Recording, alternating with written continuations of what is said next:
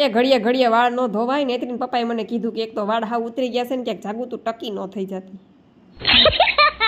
પછી મેં તો કીધું વાળ ભલે ને ઉતરી ગયા પણ લાંબા કેવડા મોટા થઈ ગયા છે.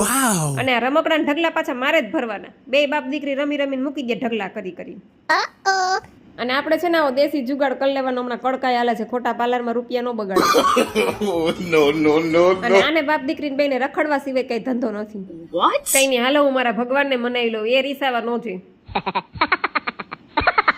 ને ગામમાંથી ઘેરે આવતા આવતા આ બે બાપ દીકરી જો આવું લઈ આવ્યા. કોમેન્ટ કરીને કેજો આ કોને કોને ભાવે છે. Oh my god. પછી મેં નૈત્રીને કીધું કે આ તારું મોયે મોયે કરીને એમાં તારું પેટ નહીં ભરાય, તું પાણીપુરી ખાવા બેહી જા.